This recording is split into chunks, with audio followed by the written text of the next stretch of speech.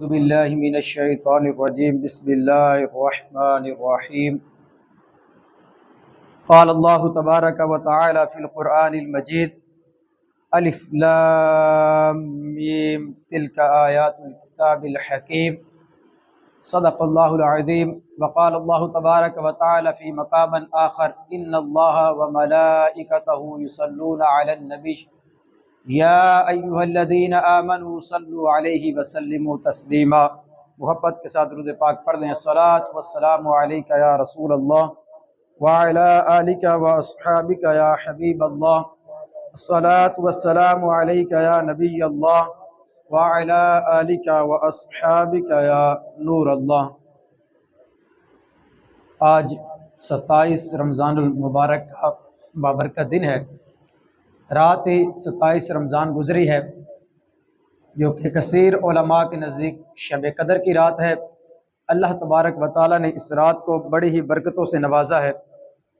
2 یا 3 دن کے بعد رمضان المبارک ہم سے جدا ہونے والا ہے۔ کل ہی کی بات ہے، رمضان شریف شروع ہونے والا تھا، آپس میں لوگ باتیں کر رہے تھے کہ یار رمضان آنے والا ہے، ہم روزے رکھیں گے، تراویح ادا کریں گے، تلاوت قرآن کریں گے، لیکن آج جو ہے وہ 2 یا 3 دن کے بعد رمضان شریف جو ہے وہ رخصت ہونے والا ہے۔ خوش نصیب ہیں وہ افراد جنہوں نے ماہ رمضان کو اللہ تبارک و تعالیٰ کی عبادات کے اندر گزارا، نماز تراویح ادا کی، تلاوت قرآن کی۔ اللہ تبارک و تعالیٰ کی طرف سے انہیں یہ توفیق ملی۔ خوش نصیب ہیں ایسے افراد۔ ابھی بھی جو 2 دن رہ گئے ہیں، بھلے مختصر ٹائم ہے، لیکن اس کو بھی زیادہ سے زیادہ کوشش کریں کہ اللہ پاک کی عبادت کے اندر گزاریں۔ جن حضرات نے اعتکاف کیا، اللہ تبارک و تعالیٰ ان کا یہ اعتکاف قبول فرمائے۔ ابھی بھی آج بھی اگر کوئی اعتکاف میں بیٹھنا چاہے تو 2 دن کے لیے نفلی اعتکاف لے کے وہ بھی بیٹھ سکتا ہے۔ مولا علی شیر خدا کرم اللہ تعالیٰ وجہ الکریم بڑا پیارا جملہ ارشاد فرماتے ہیں، فرمایا آدمی کی جو باقی زندگی ہے وہ انمول ہے، اس لیے بھلے 2 دن ہی رہ گئے ہیں تو یہ بھی انمول سمجھتے ہوئے ان کے اندر جتنا ہو سکے نیک اعمال کرنے چاہیے۔ قرآن مجید فرقان حمید چونکہ لیلۃ القدر کی رات جو ہے وہ آسمان دنیا پر نازل ہوا اور پھر 23 سال کے عرصہ میں نبی کریم علیہ الصلوۃ والسلام پر نازل ہوا، تو ہم قرآن پاک کی عظمت کے حوالے سے کچھ انشاءاللہ سنیں گے۔ جو آیت مبارکہ میں نے تلاوت کی ہے سورہ لقمان کی پہلی آیات ہیں، ان کا شان نزول کچھ یوں ہے کہ ایک غیر مسلم تھا، نضر بن حارث، یہ مکے کے رہنے والا مشرک تھا۔ ایک دفعہ یہ تجارت کے لیے جو ہے وہ کوفہ شہر کے قریب گیا، وہاں سے کہانیوں کی کتابیں خرید کر لے آیا۔ اب ہوا کیا، اس نے وہ کہانیوں کی کتابیں آ کر مکہ کے لوگوں کو سنانی شروع کر دی، اور معاذ اللہ کہنے یہ لگا کہ میں بھی تمہیں کہانیاں سنا رہا ہوں اور محمد صلی اللہ علیہ وسلم بھی قوم عاد کے قصے اور کہانیاں تمہیں سناتے رہتے ہیں۔ یہ اس مشرک نے اپنی قوم کے لوگوں سے کہا، اور ساتھ ہی ساتھ اس بدبخت نے ان جھوٹے قصے کہانیوں کو قرآن کریم کے برابر ٹھہرانے کی کوشش کی، اور اللہ تبارک و تعالیٰ نے قرآن مجید کے اندر اس کی مذمت کیسے بیان فرمائی، فرمایا وَمِنَ النَّاسِ مَن يَشْتَرِي لَهْوَ الْحَدِيثِ، فرمایا لوگوں میں کچھ لوگ وہ ہیں جو کھیل کود کی باتیں خریدتے ہیں، لِيُضِلَّ عَن سَبِيلِ اللَّهِ بِغَيْرِ عِلْمٍ، تاکہ اللہ کے رستے سے بغیر علم کے لوگوں کو بھٹکا دیں۔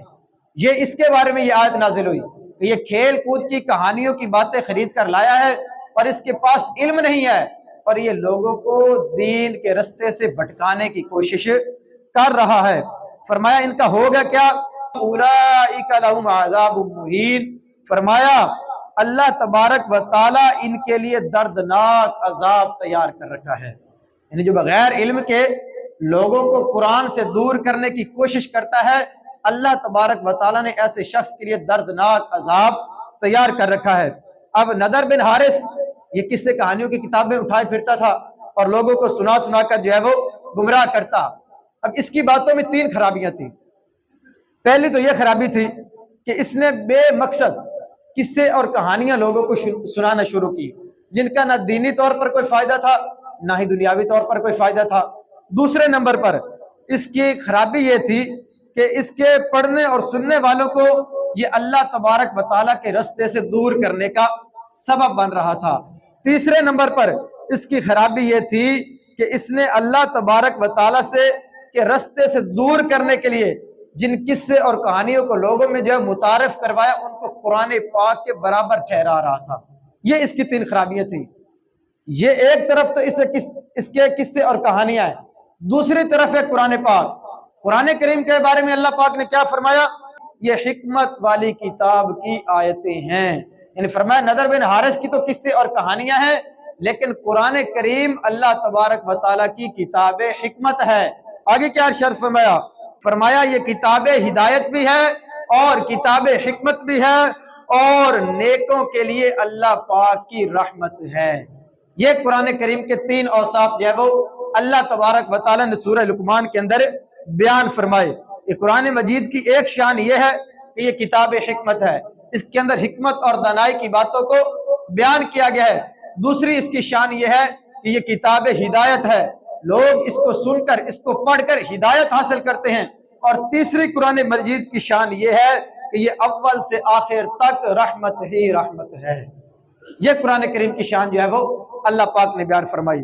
تو پتہ کیا چلا کہ جب بھی بندہ کسی کتاب کا انتخاب کرے نا تو ان چیزوں کو بندہ اپنے مد نظر رکھ سکتا ہے، کیونکہ اس غیر مسلم نے کتاب کا انتخاب کیا جس میں قصے اور کہانیاں تھیں، لیکن اگر مسلمان ہو تو وہ انتخاب کرے گا قرآن پاک کا، جس کے اندر ہدایت بھی ہے، جس کے اندر رحمت بھی ہے، جس کے اندر حکمت بھی ہے۔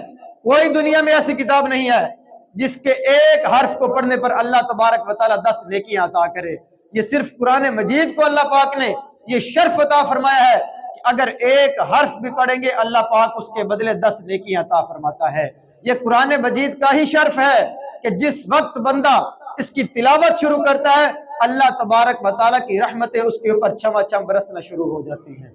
تو فرمایا کہ اس سے پتہ کیا چلا کہ جب بھی بندہ کوئی کتاب پڑھنا چاہے، کسی کتاب کا انتخاب کرے تو اس میں 3 باتوں کو مد نظر رکھ لے۔ نمبر 1، کیا اس چیز کو پڑھ کر بندے کو ہدایت ملے گی؟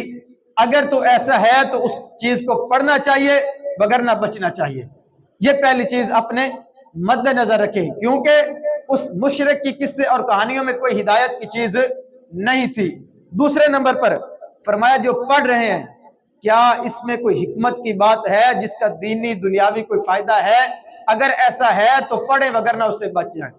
تیسرے نمبر پر فرمایا اگر اسے پڑھ کر جو چیز بھی پڑھنے لگے ہیں، اب پڑھنے کی مختلف صورتیں ہو سکتی ہیں، ہر بندہ جو ہے وہ کوئی نہ کوئی چیز پڑھ رہا ہوتا ہے، سیکھ رہا ہوتا ہے، بھلے کوئی کتاب پڑھ رہا ہو، کوئی فیس بک کے اوپر پوسٹ پڑھ رہا ہوگا، کوئی انسٹاگرام کے اوپر کوئی چیز دیکھ رہا ہوگا، تو ہر بندہ کوئی نہ کوئی چیز جو ہے وہ سیکھ رہا ہوتا ہے۔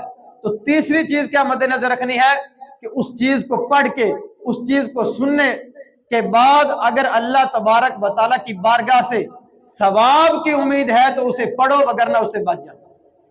یہ 3 یوں سمجھے کہ آپ اسے ایک اصول کے طور پر بھی لے سکتے ہیں کہ اگر کسی چیز کے پڑھنے میں سننے میں یہ 3 باتیں اگر مل رہی ہیں، اس کو پڑھ کر ہدایت مل رہی ہے، اس کو پڑھ کر کوئی حکمت کی بات سمجھ آ رہی ہے، اس کو پڑھ کر ثواب ملنے کی امید ہے تو اسے پڑھنا چاہیے، وگرنہ ایک مسلمان کو اس چیز سے بچنا چاہیے۔ اب وہ کوئی بھی چیز ہو، کتاب ہو، کوئی پوسٹ ہو، کوئی ویڈیو ہو، کوئی بھی ہو، اگر اس کو پڑھ کر یہ 3 چیزیں حاصل نہیں ہوتی تو اس سے ہمیں دور رہنے میں ہی عافیت ہے۔ اب قرآن مجید کو اللہ تبارک و تعالیٰ نے جو اتنی شانیں عطا فرمائیں، ایک حدیث پاک میں آپ کی بارگاہ میں پیش کرتا ہوں۔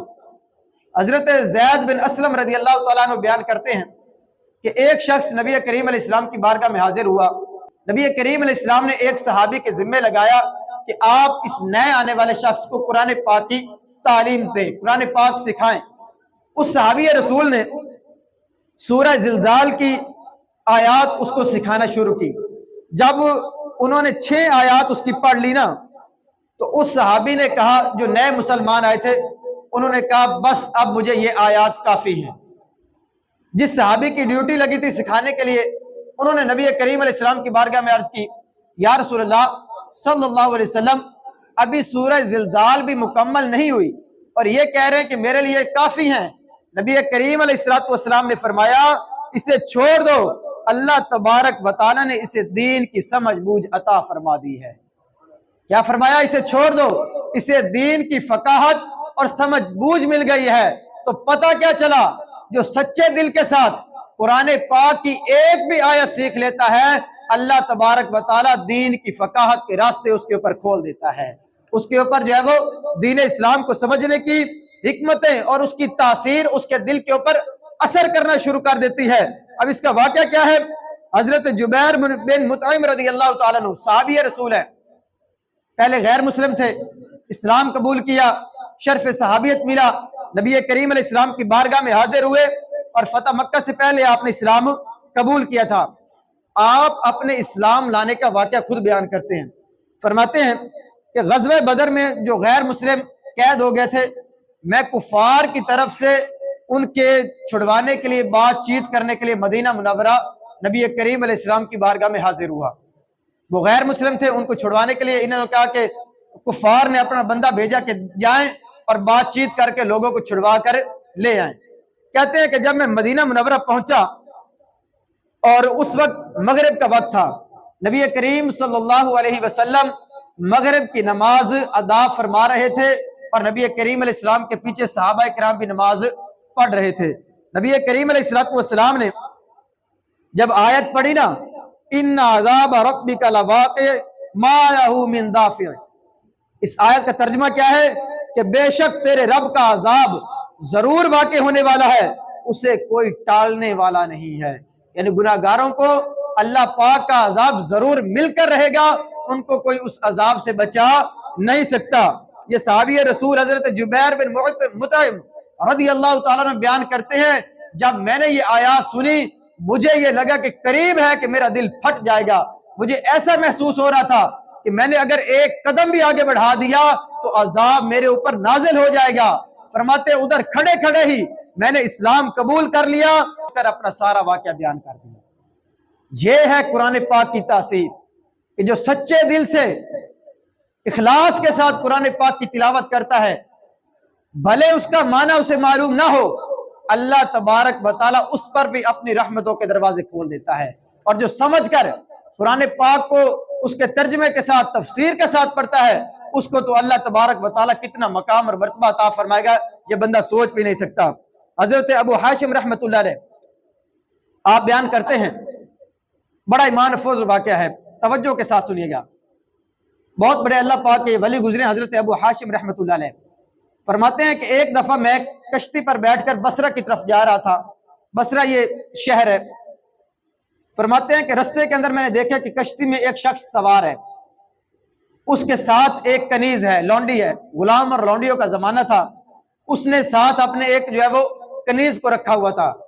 رستے کے اندر اس نے کیا کیا، لونڈی کو کہتا ہے شراب لے آؤ، وہ عورت شراب لے کر آئی، اس نے شراب پینا شروع کر دی اور ساتھ ہی اس کنیز کو کہنے لگا کہ اب مجھے گانا سناؤ، ساتھ ہی شراب پی رہا ہے اور دوسری طرف اس لونڈی کو کہہ کر گانا سن رہا ہے۔ اب آگے ہوا کیا، حضرت ابو حاشم رحمۃ اللہ علیہ کہتے ہیں کہ تھوڑی دیر کے بعد نا اس نے جب مجھے دیکھا تو کہنے لگا کہ تمہارے پاس اس گانے سے بڑھ کر کوئی چیز ہے؟ تو حضرت ابو حاشم رحمۃ اللہ علیہ فرماتے ہیں میں نے کہا ہاں میرے پاس اس گانے سے بڑھ کر ایک چیز موجود ہے، اگر کہیں تو میں آپ کو سناتا ہوں۔ وہ شخص کہنے لگا سنائیں۔ حضرت ابو حاشم رحمۃ اللہ علیہ آپ نے تلاوت کی اذا الشمس کورت واذا النجوم انکدرت واذا الجبال سجرت، فرماتے ہیں اس کا ترجمہ کیا ہے، جب سورج کو لپیٹ دیا جائے گا، جب تارے جڑ جائیں گے اور جب پہاڑ چلائے جائیں گے۔ آپ فرماتے ہیں ان آیات کو سن کر وہ شخص رونے لگ گیا، اور جب میں اس آیت پر پہنچا وَإِذَا الصُّحُفُ نُشِرَتْ، اور جب نامہ اعمال کھولے جائیں گے، وہ پھوٹ پھوٹ کر رونے لگ پڑا اور کہنے لگا اے کنیز میں نے اللہ پاک کی رضا کے لیے تجھے آزاد کیا، میری شراب کو بہا دیا جائے، میں اللہ تبارک و تعالیٰ کی بارگاہ میں توبہ کرتا ہوں۔ اور حضرت ابو حاشم کے قریب ہو کر کہنے لگا کیا اللہ پاک میری توبہ قبول فرمائے گا؟ حضرت ابو حاشم رحمۃ اللہ علیہ آپ نے آیت تلاوت کی ان اللہ یحب التوابین ویحب المتطہرین، اللہ تبارک و تعالی بہت توبہ کرنے والوں کو اپنا محبوب بنا لیتا ہے۔ یہ انہوں نے آیت تلاوت کی، اس نے پوچھا میری توبہ قبول ہوگی؟ تو آپ نے تلاوت کی کہ اللہ تبارک و تعالی तौबा करने वालों को अपना महबूब बना लेता है। उसने फौरन अल्लाह तबारक व तआला की बारगाह में अपने गुनाहों से तौबा की और आइंदा पक्का इरादा कर लिया, कभी किसी हराम काम के करीब भी नहीं जाऊंगा। ये है कुरान पाक की तासीर। जब उसने सच्चे दिल से सुना, भले वो शराबी था, भले वो जिनाकार था, लेकिन जब कुरान पाक को इखलास के साथ सुना तो अल्लाह तबारक व तआला ने कुरान की आयात का उसके दिल पर इतना असर किया कि फौरन शराब भी फेंक दी और जिना से बाज आ गया, अल्लाह पाक की बारगाह में तौबा कर ली। यह है कुरान की बरकत। अगर बंदा सच्चे दिल के साथ कुरान पाक की तिलावत करे। लेकिन अफसोस कि हमारे घरों के अंदर कुरान पाक मौजूद हैं, अलमारियों के अंदर तशरीफ फरमा हैं, लेकिन हमें कई दिन गुजर जाते हैं, हम कुरान पाक को खोलकर उसकी जियारत भी नहीं करते। अगर कोई फौतगी का कोई मुश्किल का मरला आ जाए तो उस वक्त भी कुछ लोगों को तौफीक मिलती है पढ़ने की, बाज तो उस वक्त भी मदरसे से बच्चे बुलवा कर तिलावत करवा लेते हैं, खुद उस वक्त भी तौफीक नहीं मिलती। कितनी बदनसीबी है कि कुरान हमारे घर में मौजूद है, लेकिन महीने महीने गुजर जाते हैं, हम खोल कर उसकी जियारत ही नहीं करते। अरे अल्लाह के बंदो, अगर उसका माना मफहूम नहीं भी समझ आ रहा, फकत उसकी तिलावत ही कर लें, अल्लाह तबारक व तआला उसकी बरकत से बंदे के दिल को रोशन कर देता है। आप देखेंगे कि जो लोग कुरान पाक की तिलावत करते हैं, अल्लाह तबारक व तआला उनके दिलों को नरम कर देता है, उनके दिलों में खौफ खुदा पैदा होता है। ये कुरान की तासीर है, ये कुरान की बरकत है। इस कुरान को सुनकर बड़े बड़े कुफार ने तौबा कर ली, दीन इस्लाम कबूल कर लिया। तो एक मुसलमान अगर इसकी तिलावत करेगा तो अल्लाह तबारक व तआला उसको बरकतें क्यों नहीं अता फरमाएगा। बाज बदनसीब वो हैं जिन्हें कुरान पाक की तिलावत की तौफीक माह रमजान में भी नसीब नहीं होती, इस महीने को भी गफलत में गुजार देते हैं। कैसे, कितने ऐसे लोग हैं, आप खुद से सवाल करें, इस पूरे महीने के अंदर क्या हमने एक दफा कुरान पाक मुकम्मल पढ़ा है, नाज़िला कुरान पाक? खुद से सवाल करें। हमारे बुजुर्ग तो एक एक रात के अंदर खत्म कुरान किया करते थे, एक एक रात के अंदर। इमाम आजम अबू हनीफा रहमतुल्लाह अलैह एक माह रमजान के अंदर 60 दफा खत्म कुरान किया करते थे, एक दिन के अंदर, एक रात के अंदर। ये हमारे बुजुर्ग थे। लेकिन हमारा क्या मामूल है? हमने एक दिन में खत्म कुरान तो करना दूर की बात, हमने तो पूरा माह रमजान भी एक कुरान पाक खत्म न कर सके। हमें तरावी के अंदर कुरान पाक सुनने का मौका मिला था, हमने वो भी पूरी 20 तरावी के अंदर कुरान पाक नहीं सुना। हमने क्या हासिल किया? अपने बुजुर्गों की मोहब्बत का हम दावा करें, हम मौला अली की मोहब्बत का दावा करें, सहाबा की मोहब्बत का दावा करें, लेकिन आमाल हमारे उनके अमाल के बिल्कुल बरअक्स हो। तो इसलिए कुरान पाक को पढ़ें, इसके नूर को हासिल करें। भले कुछ समझ नहीं आ रहा, फिर भी एक हर्फ पढ़ने पर 10 नेकियां तो अल्लाह पाक अता फरमाता है ना। ऐसी कौन सी किताब है दुनिया में जिसको पढ़ने पर अल्लाह पाक जब वो एक एक हर्फ के बदले 10-10 नेकियां अता फरमाए? ये शर्फ सिर्फ कुरान पाक को मिला है। लेकिन बदनसीबी है कि हम कुरान पाक से दूर होते जा रहे हैं। जितना जितना हम कुरान से दूर हो रहे हैं, उतना उतना ही हम दुनियावी तौर पर जिल्लत और रुसवाई के शिकार भी होते जा रहे हैं। इसलिए कुरान के करीब आए। क़यामत के दिन, अब हदीस पाक सुनिएगा, नबी करीम रऊफ़ और रहीम सल्लल्लाहु अलैहि वसल्लम फरमाते हैं, जो बंदा दिन और रात में कुरान करीम की तिलावत करता है, कुरान करीम के हलाल को हलाल और हराम को हराम समझता है, अल्लाह पाक फरिश्तों को उसका रफीक और साथी बना देता है। कल कयामत के दिन कुरान पाक उस बंदे की शफाअत के लिए अल्लाह पाक की बारगाह में दलाइल देगा। गौर तो करें, अगर आज तिलावत कुरान करेंगे तो कल कयामत के दिन कुरान पाक अल्लाह पाक की बारगाह में दलाइल देगा। अल्फाज क्या हैं? हदीस पाक के अल्फाज सुने। कुरान कहेगा, ऐ रब्बे करीम, हर शख्स जो भी काम करता था वो दुनिया के अंदर अपने उस काम की उजरत लेता था, लेकिन इस शख्स ने बगैर किसी लालच के फकत तेरी रजा की खातिर मेरी तिलावत की है। बारी ताला दिन रात ये मेरी तिलावत करता रहा, मेरे हलाल को हलाल हराम को हराम समझता रहा, या रब आज इसे अजर अता फरमा दे। अगले अल्फाज सुनिएगा, कुरान करीम की इस अर्ज पर उस बंदे को ताज शाही अता किया जाएगा और इज्जत वाला लिबास पहनाया जाएगा। ये लिबास पहनाकर अल्लाह पाक कुरान से पूछेगा, अल रदैता, ए कुरान अब तू राजी है? कुरान पाक क्या फरमाएगा? या रब्बी, मैं राजी हूं, لیکن اسے اور فضل اور اجر عطا فرما۔ اب اس بندے کو بادشاہت اور جنت عطا کر دی جائے گی۔ اللہ پاک پھر قرآن سے پوچھے گا حل رضیتا، اے قرآن اب تو راضی ہے؟ قرآن اللہ پاک کی بارگاہ میں عرض کرے گا باری تعالیٰ اب میں تیری بارگاہ میں راضی ہوں۔ یہ ہے تلاوت قرآن کی فضیلت۔ جو قرآن کی تلاوت کرے گا، قرآن اللہ پاک کی بارگاہ میں دلائل دے کر اس بندے کی بخشش کروا کے اس کو جنت کے اندر داخلہ عطا فرمائے گا۔ اور تو کریں سورہ ملک کی تلاوت، یہ قرآن پاک کی ایک سورت ہے نا، یہ سورت بھی اپنے پڑھنے والے کے لیے کل قیامت کے دن اس کی شفاعت کرے گی۔ نبی کریم علیہ السلام کا ارشاد ہے جو بندہ سورہ ملک کی تلاوت کرتا ہے یہ سورت اپنے پڑھنے والے کے لیے اللہ پاک کی بارگاہ میں سفارش کرے گی۔ لیکن ہم ان چیزوں سے بہت دور ہو چکے ہیں۔ تلاوت قرآن کرنے کا ذوق اور شوق بھی ہمارا ختم ہو چکا ہے۔ جہاں ہمیں موقع میسر آتا ہے، یہاں فجر کے بعد قرآن پاک کا ترجمہ اور تفسیر بیان کیا جاتا ہے تو کتنے لوگ بیٹھے ہوتے ہیں؟ غور کریں، کتنے لوگ نماز میں ہوتے ہیں اور پھر درس قرآن میں کتنے لوگ موجود ہوتے ہیں؟ تو قرآن کس کی سفارش کرے گا؟ جو اس کو سمجھے گا، اس کو پڑھے گا، اس کے حلال کو حرام اور حرام کو حرام سمجھے گا۔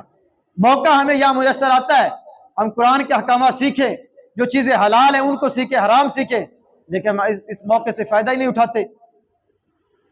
تو یہ اللہ پاک کی بارگاہ سے توفیق چھن جانے کا یہ مقام ہوتا ہے کہ بندہ تلاوت قرآن سے دور ہو جائے، قرآن پاک کے احکامات سیکھنے سے دور ہو جائے۔ اس لیے اللہ پاک کی بارگاہ میں یہ دعا کرنی چاہیے۔ حضرت عبداللہ بن عباس رضی اللہ تعالیٰ عنہ آپ فرماتے ہیں ایک مرتبہ شخص نبی کریم علیہ السلام کی خدمت میں حاضر ہوا، عرض کی یا رسول اللہ صلی اللہ علیہ وسلم افضل عمل کون سا ہے؟